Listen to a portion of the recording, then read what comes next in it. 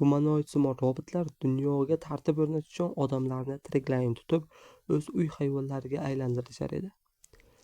Ammo bir kun boshqacha bo'ldi. Shaharlar vayron bo'ldi, odamlar yashirinib yashay boshlashdi.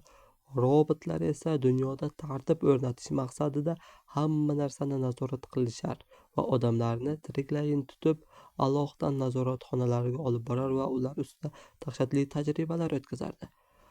O'sha robotlardan biri Awit, ya'ni Arion, juda ham kuchli va jangovar robotlardan biri edi. U odamlarni tutar va eng kuchli nazorat punktlariga olib borish bo'yicha yetakchi robotlardan biri edi. Ammo bir kun uning nazoratida bir o'zgarish yuz berdi. Hammasi o'sha kundan boshlandi. Va shahar vayronalari ostida qolib ketgan robotda bir qizaloq yoniga keldi va unga shunday dedi: "Siz ham charchagandirsiz, sizga ham suv beraymi?" deb aytdi.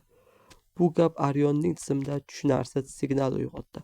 Odamlar undan doimo qo'rqardi, ammo bu qiz boshqacha edi. Uning ismi Lina.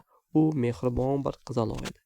Lina unga kichkina suv idish uzatdi. Shunda Arionning tizimida kichkinagina dastlab o'zgarish yuz berdi. Ammo bu nimaligini u bilmas edi. Bu o'sha mehr va muhabbat tushunchalaridan biri edi.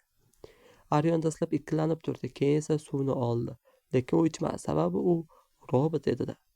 Qiz esa buni bilmas edi. O'shanda Arion Nekus bilan bog'landi. Bu inson xavfli emas, Nekus javob berdi. Inson potensial xavf va ularni yo'q qilish kerak. Sizlarga aytishim bo'yicha, Nekus bu eng kuchli sun'iy idrok va barcha robotlarni boshqaruvchi edi. Ammo Arion buyrug'ini bajarmadi.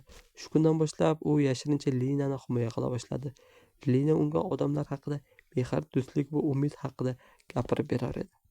Arion tushuna boshladi.